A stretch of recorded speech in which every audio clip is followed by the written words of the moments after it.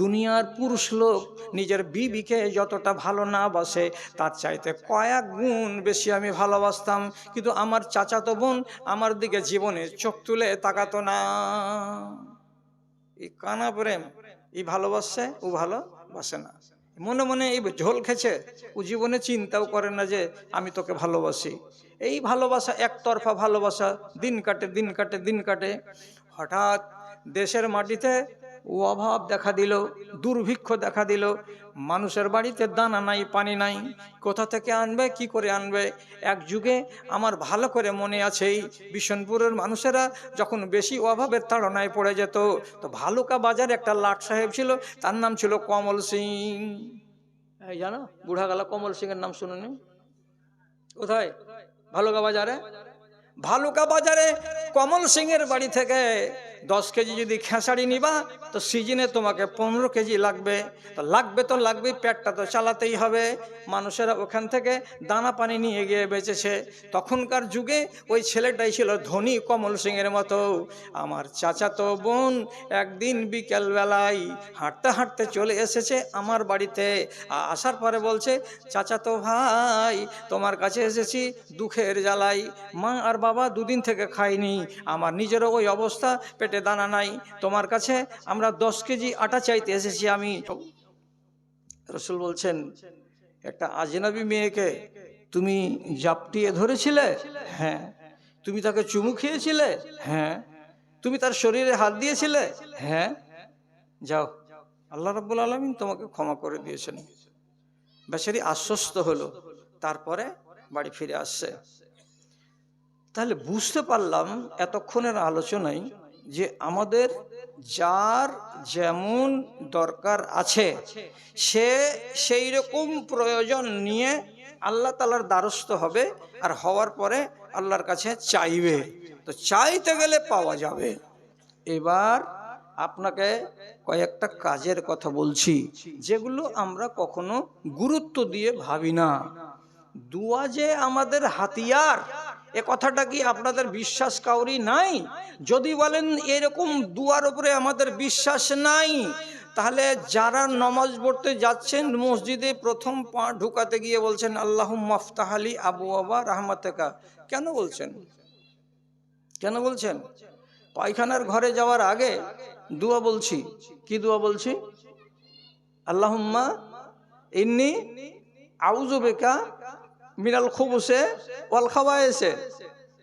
পায়খানার ঘরে ঢোকার আগে আল্লাহর কাছে দোয়া করছি, আল্লাহ, আমি তোমার কাছ থেকে অপবিত্র পুরুষ জিন এবং অপবিত্র মহিলা জিনের আক্রমণ থেকে পানা চাইছি।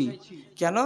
গান্দেগি যেখানে থাকে সেই জায়গাতে জিনেরা বাস করে, আর ওই জায়গাতে মানুষকে যখন জিকিরহীন পাওয়া যায়, মুখ চলে না মানুষের, আর কাপড় উঠা থাকে, আওরতটা খোলা থাকে, তখন ইবলিশ শয়তান সুযোগ পাই আক্রমণ করার।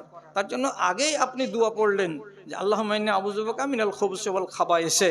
তো আপনার যদি বিশ্বাস না আছে জিনের উপরে আর জিনের আক্রমণের উপরে, তাহলে আপনি দোয়া কেন পড়লেন? আপনাকে তো দোয়া পড়তে হতো না।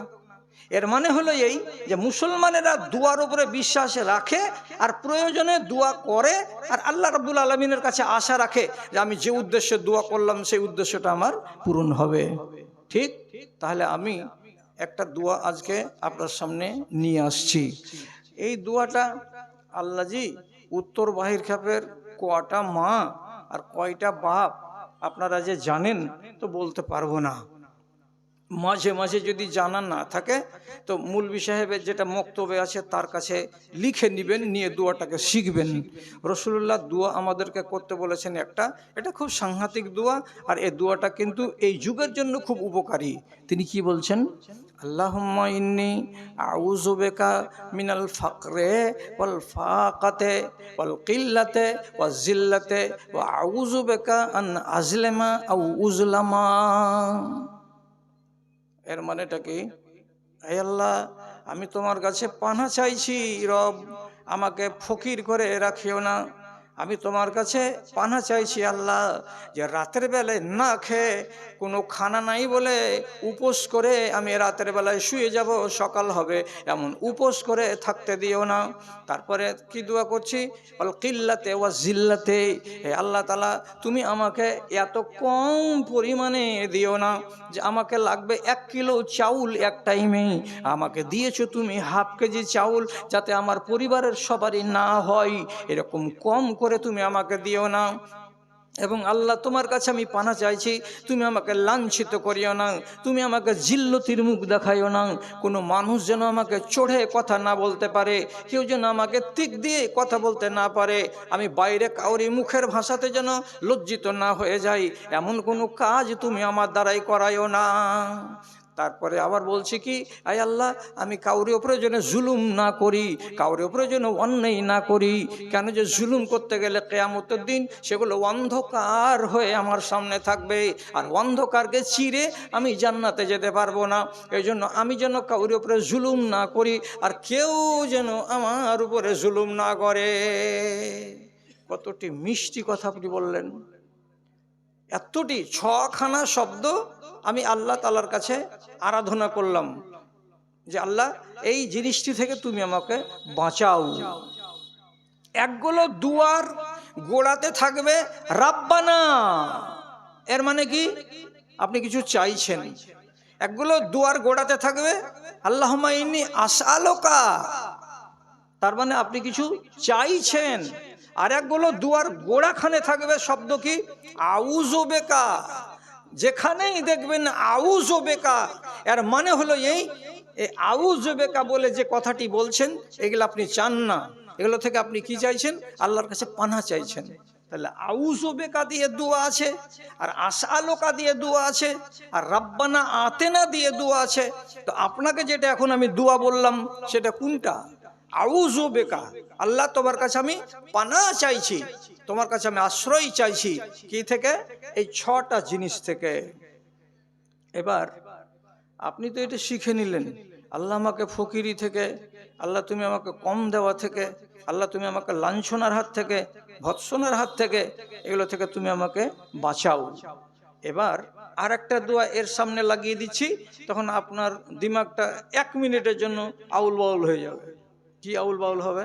তো রাসূলুল্লাহ তিনি নিজে দোয়া করছেন, তিনি নিজে দোয়া করছেন, এটা রাসূলের দোয়া বলছে। এবার কি, আল্লাহুম্মা আহিয়ানি মিসকিনা ওয়া আমিতনি মিসকিনা ওয়া হাশুরনি ফি জুমরাতিল মাসাকিন।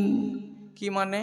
রাসূলুল্লাহ বলছেন আল্লাহকে, হে পরওয়ারদিগার তুমি আমাকে মিসকিন করে বাঁচাও, এবং আমাকে কবরে যখন নিবে তখন মিসকিন করে কবরে নাও, এবং কিয়ামতের দিন যেই দলটা আমার ডানে আর বামে থাকবে সেই দলটা যেন মিসকিনদের দল হয়, আর সেই মিসকিনদের দলের ভেতরেই যেন আমি একজন মিসকিন হয়ে দাঁড়াই। তাহলে রাসূলুল্লাহ মিসকিন হতে চাইছেন না ধনী হতে চাইছেন?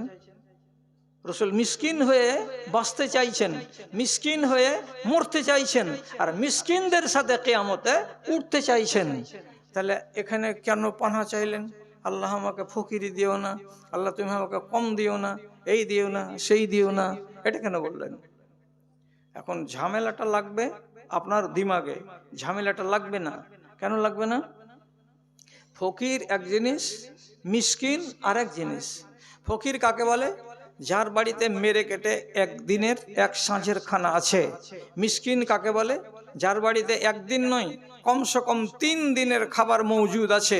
তাহলে 3 দিনের খাবার যার বাড়িতে মজুদ আছে সে লোকটাকে বলা হবে মিসকিন, আর যার বাড়িতে মাত্র এক টাইমের এক সাঁঝের খাবার মজুদ আছে তাকে বলা হবে ফকির।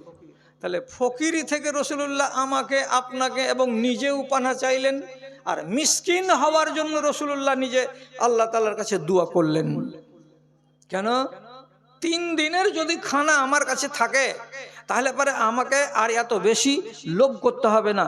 আল্লাহ রাব্বুল আলামিন 4র্থ দিনের খানা কোথা থেকে ব্যবস্থা করে দেবেন তিনি জানেন, তিনার নাম হলো রাজ্জাক।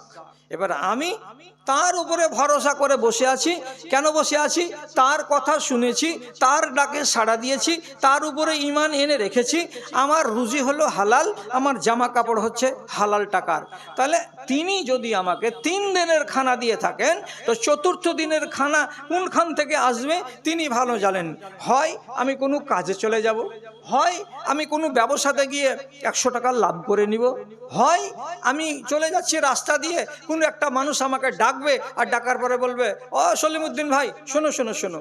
আমাকে ডাকলো আর ডেকে আমার হাতটাকে চেপে ধরে আমার মুঠের ভেতরে কিছু একটা এমনি করে দিয়ে আমাকে চেপে দিল, দিয়ে ও নিজে চলে গেল। তাহলে আমি একটা মিসকিন মানুষ ছিলাম, একটা সচ্ছল মানুষ, আমার হাতে একটা টাকা ধরিয়ে দিল, দিয়ে চলে গেল। তাহলে রুজি আল্লাহ তাআলা কোনখান থেকে দিবেন তিনি ভালো জানেন। তাহলে ফকির থেকে ভালো অবস্থা কার? মিসকিনের। রাসূলুল্লাহ মিসকিন হতে চেয়েছেন, কিন্তু ফকির হতে চাননি। ঠিক আছে? তাহলে এবার আপনি আমাকে জিজ্ঞেস করবেন, মাওলানা সাহেব ফকির যদি হয়ে বাঁচি তাহলে তো ক্ষতি আছে না লাভ আছে? আলহামদুলিল্লাহ, আলহামদুলিল্লাহ। উত্তর বাহির খাপের লোক, কথাটিকে হেফাজত করুন। একটা মানুষ যদি ধনী হয়ে মরে, আর একটা মানুষ যদি ইমানের সাথে জিন্দেগি কাটিয়ে ফকির হয়ে মরে, তাহলে যেই লোকটা ইমানের সাথে জিন্দেগি কাটিয়ে ফকিরি হালাতে কবরে গেছে, কিয়ামতের দিন সে জান্নাতি।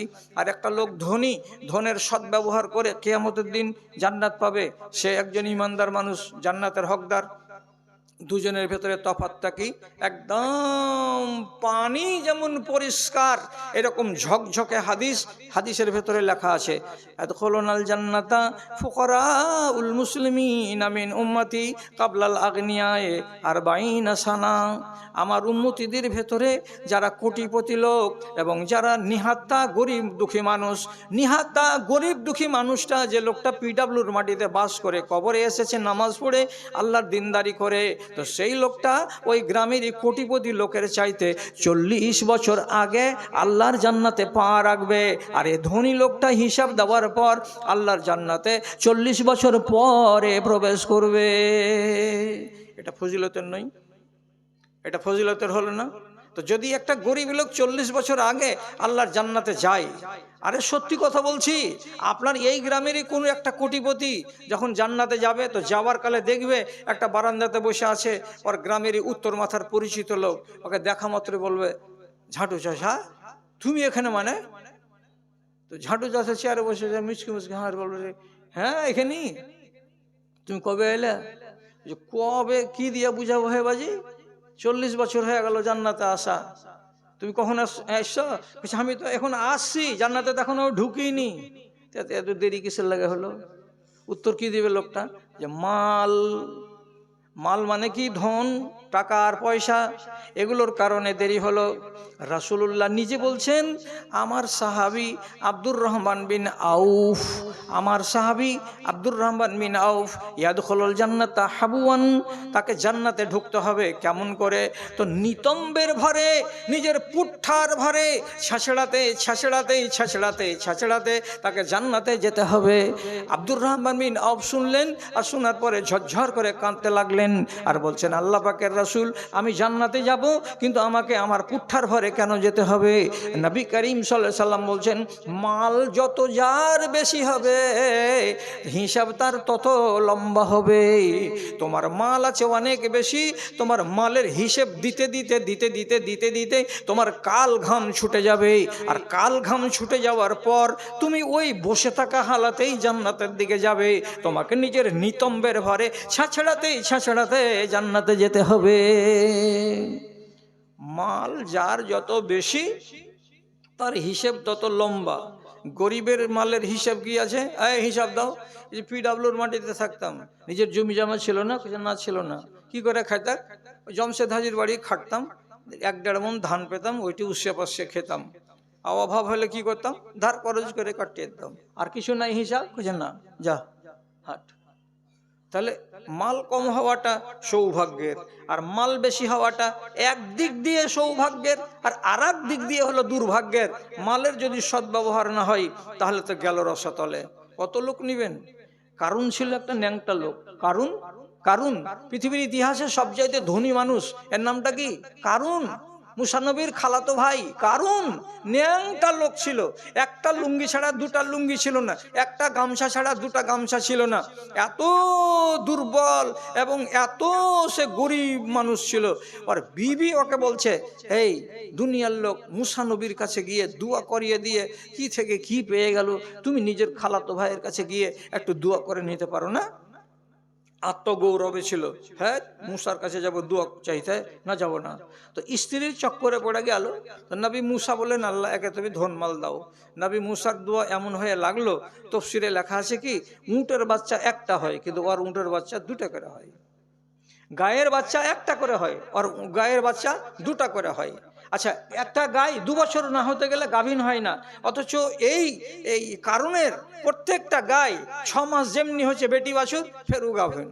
তো যেমন তেলাপোয়া মাছ 6টা যদি পুকুরে ছেড়ে দেওয়া যায় তো 6 মাসে যেমন গোটা পুকুর ভরে যায়, ঠিক ওই রকমই কারণের মাল, ধন, টাকা পয়সা, সোনা চাঁদি, উট, ছাগল, ভেড়া, দুম্বা এত হলো এত হলো এত হলো। আল্লাহ রাব্বুল আলামিন কোরআন মাজিদে বলছেন, জি বাহির কে বললো কারণের মাল কত ছিল তোমরা শুনবার, তোমার কাছে জি লালাইছে, জি কইছে লালাইছে, তো শুনো আর মাল কতটি ছিল, খাতা কলম লাও। আল্লাহ তাআলা কোরআনে বলছেন, কারুনের যতটি গোডাউন ছিল, গোডাউনের প্রত্যেকটা তালার যে চাবিগুলো ছিল, সে লোহার চাবিগুলোকে বহে নিয়ে বেড়াবে। তার জন্য 30টা হাট্টা কাট্টা 9 জন বেতনভুক্ত করা ছিল, তাদের কাজ হলো শুধু চাবিকে ঘাড়ে করে নিয়ে বেড়া। ওরে আল্লাহ, 30টা লোক যদি শুধু চাবি বহে নিয়ে বেড়ায় তাহলে তালা কতটি ছিল? তালা যদি এতটি থাকে তাহলে গোডাউন কতটি ছিল? গোডাউন যদি এতটি থাকে তো মাল কতটি ছিল? এবার আন্দাজ করেন তো, আপনি আন্দাজ করে শেষ করতে পারবেন না। কারণ হলো এত বড় ধনী পৃথিবীর ইতিহাসে। একদিন তাকে বলা হলো, ও হাসান এলান্না আসে কামা আহসান আল্লাহ ইলাইকা, যেমন তোমার উপরে আল্লাহ তাআলা অনুগ্রহ করেছেন তেমনি তুমি মানুষের উপরে অনুগ্রহ করো, একটু দয়া করো গরিবদের উপরে। তখন এই কারণ জোর করে বলেছিল, কাউরি বাবার দোয়াতে, কাউরি বাবার দয়াতে আমি বড় লোক হইনি, আমি আমার এলেমের দ্বারাই বড় লোক হয়েছি। কাজে ধনের মায়া আমার আছে, তোমাদের আর কি আছে? আমি গরিব বুঝি না, আমি দুঃখী বুঝি না, আমি অভাবে বুঝি না। কোনো একটা বান্দার নামে আমার একটা উট আমি দিতে পারবো না, একটা ছাগল দিতে পারবো না, একটা ভেড়া পর্যন্ত আমি দিতে পারবো না। কোটি কোটি কোটি কোটি ভেড়া, উট, ছাগল কিচ্ছু দিতে পারবো না, একটাও দিতে পারবো না।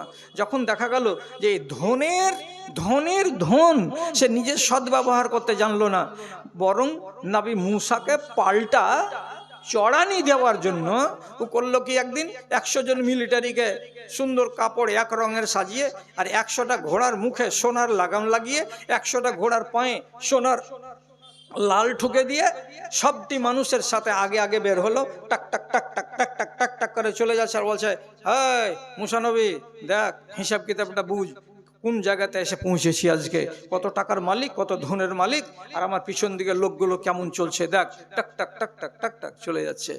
আল্লাহ রাব্বুল আলামিন আসমান থেকে বললেন, জমিন বুকটা চিরে দে।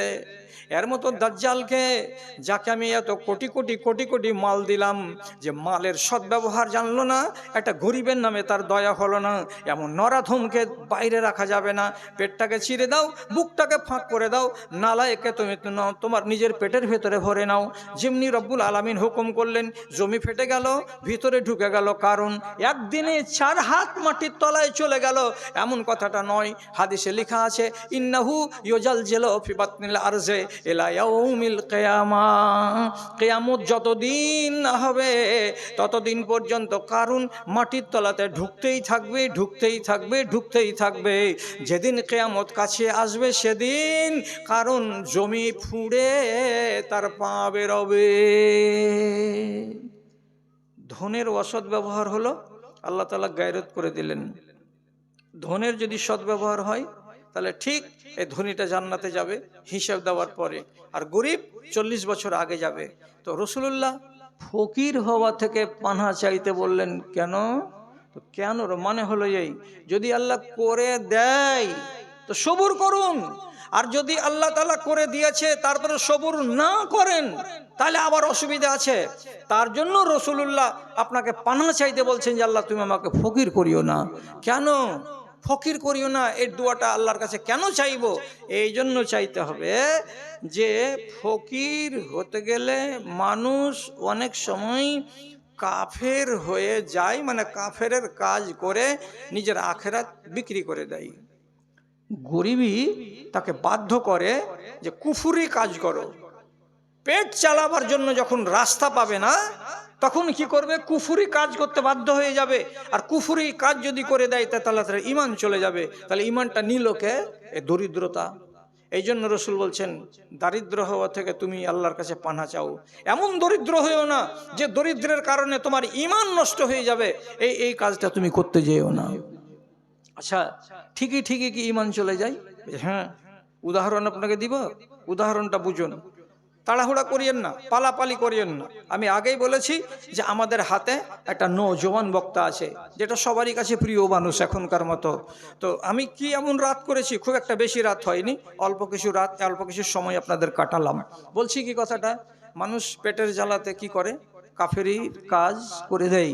তো দেখুন উদাহরণ, আমার দিকে তাকান।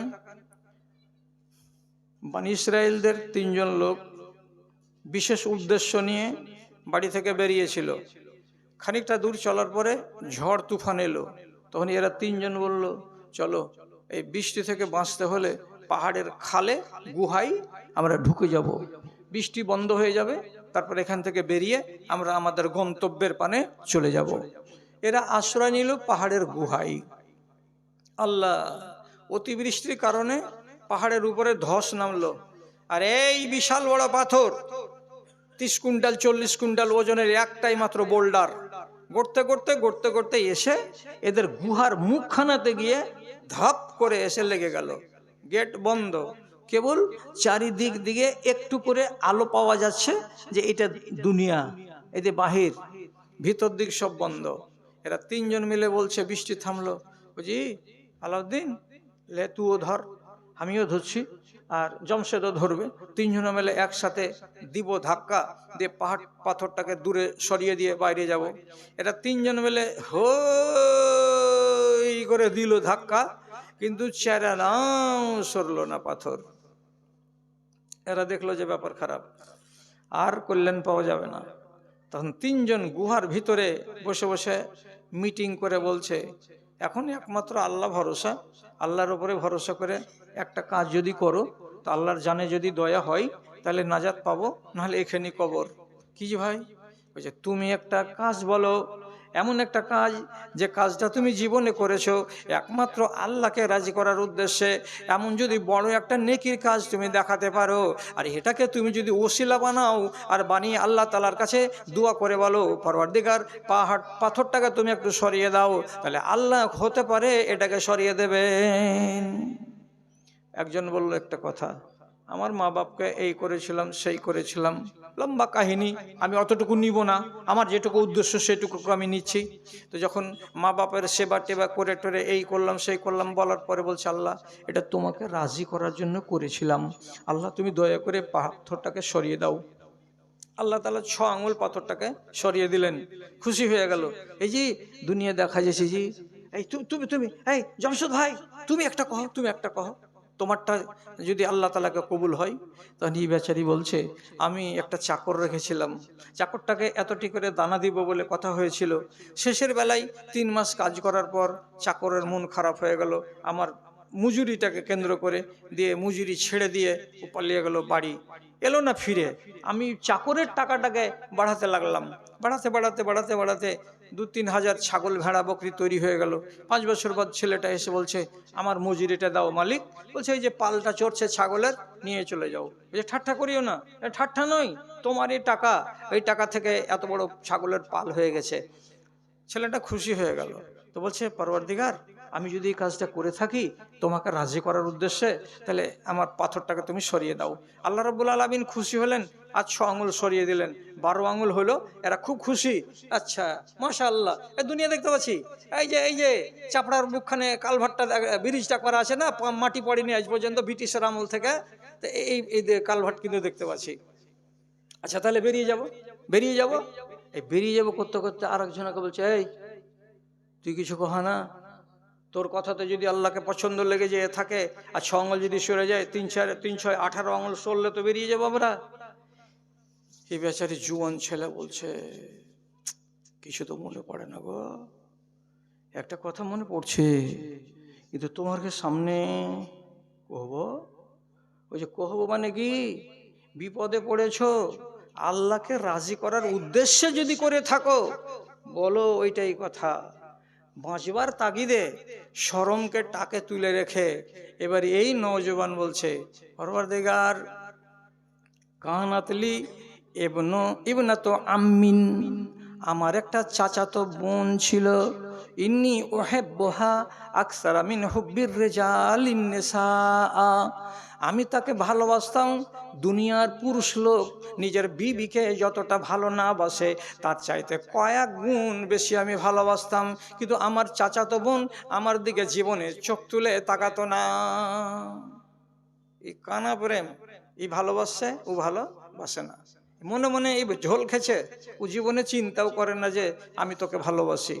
এই ভালোবাসা একতরফা ভালোবাসা, দিন কাটে। হঠাৎ দেশের মাটিতে অভাব দেখা দিল, দুর্ভিক্ষ দেখা দিল, মানুষের বাড়িতে দানা নাই, পানি নাই, কোথা থেকে আনবে, কি করে আনবে।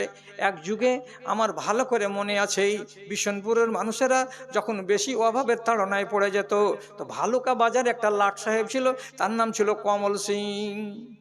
এই জানো বুড়াগালা কমল সিং এর নাম শুনুনি? কোথায়?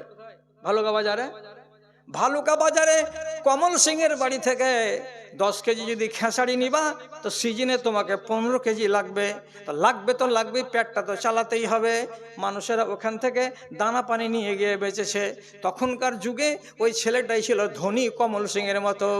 আমার চাচাতো বোন একদিন বিকেল বেলায় হাঁটতে হাঁটতে চলে এসেছে আমার বাড়িতে, আসার পরে বলছে, চাচাতো ভাই তোমার কাছে এসেছি দুঃখের জ্বালাই, মা আর বাবা দুদিন থেকে খাইনি, আমার নিজেরও ওই অবস্থা, পেটে দানা নাই, তোমার কাছে আমরা 10 কেজি আটা চাইতে এসেছি আমি, তুমি আমাকে আটা দাও কিংবা 10 কেজি গম দাও, এটা ধার করে নিয়ে যাব, বাড়িতে খাবো, মা বাবা খাবে, সময় যখন আসবে তখন তোমাকে শোধ করে দেব ভাই। আমি বললাম, এই ছেলে বলছে, আমি চাচাতো বোনকে বললাম, 10 কেজি নয় রে, 50 কেজির বস্তা তোর বাড়ি পৌঁছে দিছি, তোকে বগলে করে নিয়ে যেতে হবে না, আমারই লোক তোর বাড়ি রেখে আসবে, তোকে শোধ দিতে হবে না রে, তুই একটা যদি শুধু কাজ করে দিস। কি কাজ করতে হবে বলো?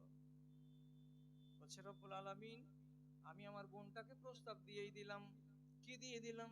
আমি তোমাকে 3 বছর থেকে আড়ালে আড়ালে ভালোবাসি, তোমার গমনকে আমি দেখি, তোমার চলনকে আমি দেখি, তোমার বাড়ির বাইরে যাওয়াকে আমি দেখি, তোমার বাড়ি থেকে বাড়ির ভিতরে প্রবেশ করাকেও আমি দেখি, তোমাকে দেখে দেখে দিন কাটে আর রাত কাটে।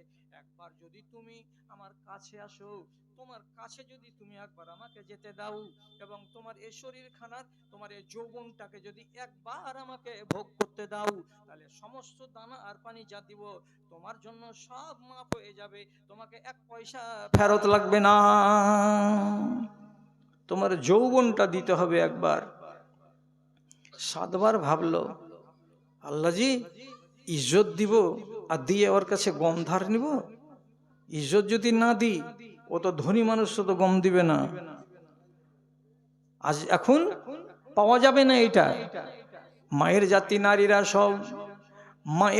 নারীরা সব বাজাই বিকায় যে বাজারে, ইজ্জত হাতে পেটের দায়ে ঘুরছে দাঁড়ে দাঁড়ে রে, ঘুরছে দাঁড়ে দাঁড়ে, লোকে টাকার লোভ দেখিয়ে করছে না জেহাল।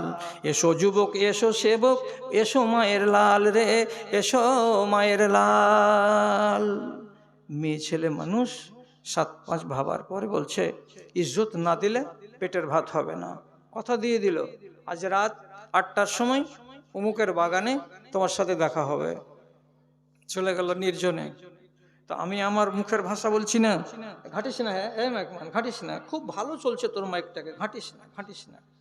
তো হ্যাঁ, তো ওকে হাদিসের ভাষাতে বলছি, ওকে নিয়ে গেল বাগানে, নির্জন জায়গাতে, তারপরে এ ছেলে ওই মহিলাকে মাটির উপরে শুইয়ে দিল। হাদিসের শব্দ কি লেখা আছে, আরাদা আর ইয়াজহাদা বাইনা শুবেহা, তারপরে সে যখন ইচ্ছা করলো, চেষ্টা করলো যে তার সঙ্গে শারীরিক সম্পর্কটাকে কায়েম করতে যাবে, এর মানে ইশারাতে বলছি সেটা প্র্যাকটিক্যালটা করতে যাবে, এমন সময় জমিনে পড়ে পড়ে আসমানের দিকে মুখ করে যে শুয়ে আছে মহিলা, একবার শেষবারের মতো ছেলেটাকে বলছে, ইত্তাকিল্লাহ ওয়ালা তাফুজিল খাতেমা, ও আমার চাচাতো ভাই, আল্লাহকে বলে ভয় করো এবং আমার সিলমোহরটাকে খুলে দিও না। সিলমোহরটা খুলে দেও না মানে হলো, আমি একটা কুমারী মেয়ে ছেলে, আমার স্বামীর এটা হলো হক, সে নিজের ইজ্জতটা, আমার ইজ্জতটাকে সে ব্যবহার করবে, এটা সিল খোলা তার জন্য জায়েজ আছে, কিন্তু আমার স্বামীকে বাদ দিয়ে দুনিয়ার কোনো মানুষ যদি এটাকে খুলতে যায় তাহলে এটা বড্ড খেয়ানত করা হবে। আমি পেটের দায়ে রাজি হয়েছি, তাই তোমাকে শেষবারের বার একবার বলছি, আল্লাহকে বলে ভয় করো এবং আমার সিল খুলতে যেও না, এর মানে আমার শরীরটাকে তুমি ভোগ করতে যেও না। যখন কাজের সময়ে চরম মুহূর্তে আমার চাচাতো বোন আমাকে বলছে ইত্তাকিল্লাহ, আল্লাহকে বলে ভয় করো, ভিতরটাতে বড্ড ধাক্কা লাগলো রে মালিক, যে আমাকে আল্লাহকে ভয় করতে বলছে। সত্যি ভিতরটাতে এমন একটা ধাক্কা লাগলো, কোথা থেকে আমি ছেড়ে দিলাম। আমি আমার চাচাতো বোনকে বললাম, উঠে যাও, খাড়ো হয়ে যাও, কাপড়টাকে ঠিক করে নাও, সোজা করে নাও। আর নেওয়ার পরে আমি তাকে বললাম, যেভাবে এসেছিলে বাড়ি সেভাবে চলে যাও, আমি তোমাকে টাচ করব না, আমি তোমাকে শুয়েও দেখব না, আমি তোমার শরমগাহকে ব্যবহারও করব না, এবং যেটি তোমাকে আনাজ দিয়েছিলাম, দানা দিয়েছিলাম, সেটি ফেরতও আমি নেব না। আমি যা করেছি করেই দিয়েছি, তোমাকে বিনা ব্যবহার করাতে আল্লাহকে ভয় করি বলে আমি ছেড়ে দিলাম। দিয়ে বলছে, আল্লাহ, এই কাজটা যদি তোমাকে রাজি করার উদ্দেশ্যে করে থাকি তো তুমি পাথরটাকে সরিয়ে দাও। আল্লাহ রাব্বুল আলামিন বলছেন, বাজিরে, তোর মতন ছেলে পৃথিবীতে কয়টা পাওয়া যাবে রে? এত বড় সুযোগকে হাতছাড়া করছে। প্র্যাকটিক্যাল করার আগে ওকে বলছে যে তুমি আল্লাহকে ভয় করো, এমন আল্লাহকে ভয় করলি যে একটা শিকারকে হাতের নাগালে পাওয়ার পরে তুই ছেড়ে দিলি, তাকে ব্যবহার করলি না। সত্যি ধন্য তুই নওজোয়ান ছেলে, তোর আমলে আমি সন্তুষ্ট হয়ে গেছি। কথাটা আল্লাহ রাব্বুল আলামিনকে কবুল হয়ে গেল। আল্লাহ তাআলা সঙ্গে সঙ্গে আর 6 আঙুল পাথরটাকে সরিয়ে দিলেন। এরা তিনজন